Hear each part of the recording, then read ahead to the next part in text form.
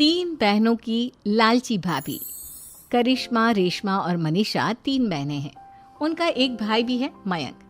मयंक अपनी बहनों को बहुत प्यार करता है, लेकिन मयंक की पत्नी सविता इस मामले में मयंक से बिल्कुल ही अलग है। वो अपनी ननदों का जितना बुरा कर सकती है उतना बुरा करती ही रहती है और अपनी ननदों पर हुक्म भी चलाती है। करिश्मा, करिश्मा, तुमने अभी तक नाश्ता नहीं बनाया? तुम्हारे भैया को ऑफिस जाने में देर हो रही है। हाँ भाभी, बस अभी बनाती हूँ। करिश्मा, तुम ये ढीलापन छोड़ दो। कल को पराये घर जाना है। वहाँ अगर तुम इस तरह से काम करोगी तो लोग क्या कहेंगे कि माँ ने और भाभी ने कुछ सिखाया नहीं। और तुम्हारी दोनों बहनें कहाँ हैं? अब रेशमा मार्केट गई है और मनीषा सो रही है। क्या? सुबह के 8 बज रहे हैं और ये महारानी अभी भी सो रही है? ये कहते हुए सविता अपनी सास दुर्गा देवी के पास जाती है। माँ जी, देख रही हो अपनी बेटियों के तौर तरीके? क्या हुआ बहू, सुबह सुबह क्या कर दिया मेरी बेटियों ने? अरे एक तो अभी अभी उठकर किचन में गई है, दूसरी सुबह सुबह बाहर चली गई और तीसरी अभी तक सो रही है। क्या करूं मैं इन तीनों का, मैं तो परेशान हो गई हूँ। जा जाकर उठा उसे और रेशमा से मैं बात करती हूँ। सविता सीधा मनीषा के कमरे में जाती है और उससे कहती है, महारानी जल्दी उठो, सूरज सर पर आ गया है। भाभी थोड़ी देर और सोने दो ना, मैं रात को लेट सोई थी। वो क्या ना, यूनिट टेस्ट चल रहे हैं। शराफत से उठती है या नहीं, या फिर पानी की भरी बाल्टी डालूं तेरे ऊपर? नहीं नहीं भाभी, मुझे बिस्तर में नहीं लाना, उठती हूँ मैं। मनीषा जल्दी से उठकर बाथरूम में चली जाती है। सभी आराम से बैठकर नाश्ता कर रहे होते कि तभी रेशमा बाजार से हाथ में सामान लिए आ जाती है। रेशमा को देखते ही सविता उस पर बरस पड़ती है। लो, आ गई महारानी। ऐसा भी क्या सामान लाना था जो सुबह आंख मलते ही बाजार की तरफ रवाना हो गई? भाभी, कल आप ही तो चीख रही थी कि घर का सारा सामान मुझे ही लाना पड़ता है, घर में किसी को भी किसी काम से कोई लेना देना नहीं है। अब मैं बाजार जाकर सामान ले आई तो आपको इस बात से भी तकलीफ हो रही है? देख रही हो माँ जी, अपनी बेटी की जुबान कैंची से भी तेज चलती है। और मयंक, आप तो कुछ कहेंगे नहीं अपनी लाडली बहन को। रेशमा, अपनी भाभी से ऐसे बात नहीं करते। चलो माफी मांगो। भैया, मैं क्यों माफी मांगू? आप भाभी से बोलिए ना कि हम पर कम हुक्म चलाया करे।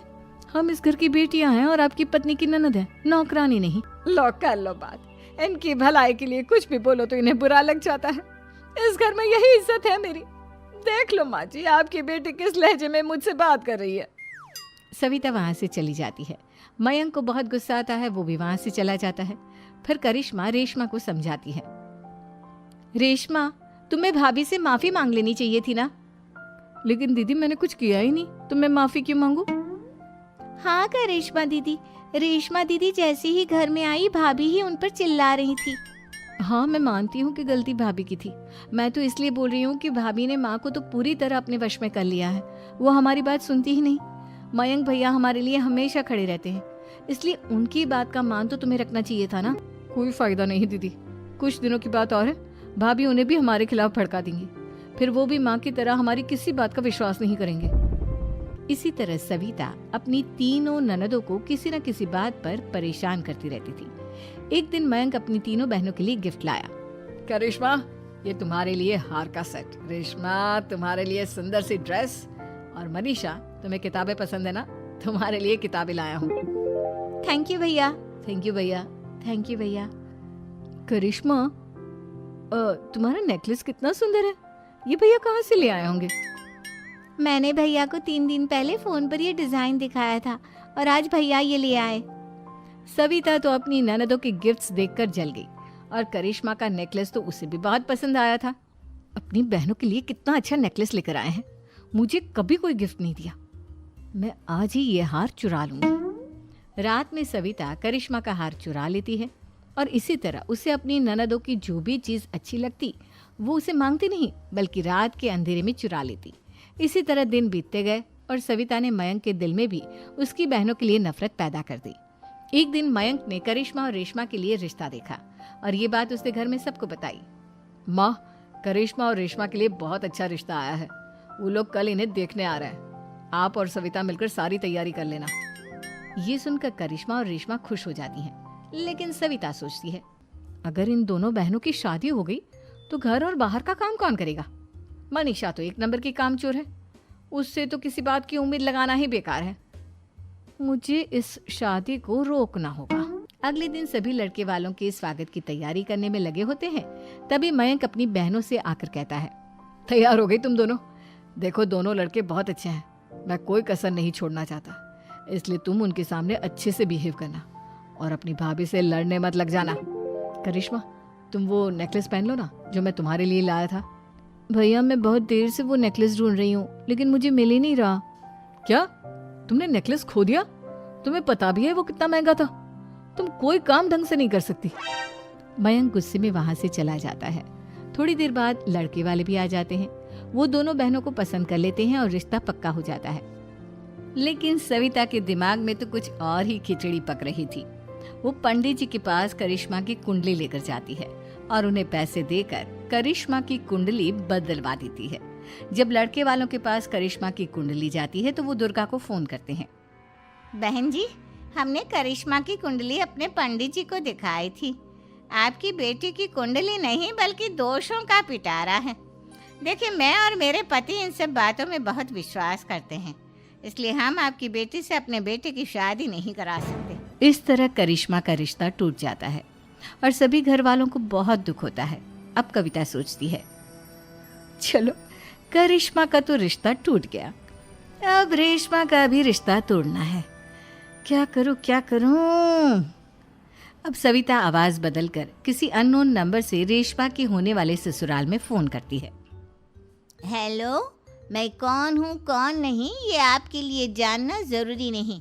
बस इतना सुन लो कि रेशमा का 2 साल से किसी के साथ अफेयर चल रहा है। बस रेशमा का रिश्ता तोड़वाने के लिए सविता का इतना कहना काफी था। अब रेशमा का भी रिश्ता टूट गया। मयंक और दुर्गा देवी ने रेशमा को खूब खरी खोटी सुनाई और उससे बार बार उस लड़के के बारे में पूछने लगी। आप दोनों मुझे क्यों परेशान कर रहे हो? अरे कोई लड़का होगा मेरी लाइफ में तो मैं बताऊंगी ना, जब कोई है ही नहीं तो कहाँ से लाऊं मैं कोई लड़का? तो तेरे होने वाले ससुराल वालों को फोन किसने किया था? माँ मैं नहीं जानती किसने फोन किया था, मैं सच कह रही हूँ। मैं तो पहले ही कह रही थी इसकी लगाम खींच कर रखो, लेकिन मेरी सुनता ही कौन है। आप चुप रहिए भाभी, ये सब आपका ही किया धरा है। अब तीनों बहनों को विश्वास हो जाता है कि ये सब उनकी भाभी ही कर रही है। तीनों बहनें अपनी भाभी को सबक सिखाने के लिए एक वकील कर लेती है और घर में हिस्सा मांगना। देखो भैया, माँ बाप की जायदाद में जितना बेटों का हक होता है उतना ही बेटियों का, इसलिए इस घर के 4 हिस्से होंगे और हमें अपना हिस्सा चाहिए। मैंने तुम्हारे लिए क्या क्या नहीं किया और तुम इस घर में हिस्सा मांग रही हो? भैया, आप और माँ हम बहनों की कोई बात नहीं सुनते हो और भाभी हमारी शादी नहीं होने देगी क्योंकि उन्हें लगता है कि आप हमारी शादी में ज्यादा पैसा लगाओगे और उन्हें हम जैसी फ्री की नौकरानी कहाँ मिलेगी। तो हम भाभी के साथ तो रह नहीं सकते, हम बहनों को अपना हिस्सा चाहिए। अरे तुम्हें शर्म आनी चाहिए अपने भाभी पर ऐसा इल्जाम लगाते हुए। वो तुम्हारे बारे में कितना सोचती है। हाँ माँ, भाभी हमारे बारे में बहुत सोचती है, दिन रात बस यही सोचती रहती है कि किस तरह से अपनी तीनों ननदों को परेशान करूं और कभी मुझे पढ़ने भी नहीं देती। दोनों बहनों का रिश्ता भी तो इन्होंने ही तोड़वाया है और रात में हमारे कमरे में आकर हमारी चीजें भी चुराती हैं। इसी तरह सविता की तीनों ननदें अपनी बात पर अड़ी रही। अब कोर्ट में तारीख भी शुरू हो गई। जब सविता को लगा कि उसकी तीनों ननद इतनी आसानी से नहीं मानने वाली, तो उसने अपने पति और सास को सारी सच्चाई बता दी और अपनी तीनों ननद से माफी मांगी। मयंक और दुर्गा को भी अपनी गलती का एहसास हो गया। अब सविता खुद करिश्मा और रेशमा के लिए अच्छा रिश्ता ढूंढती है और उनकी शादी करवाती है।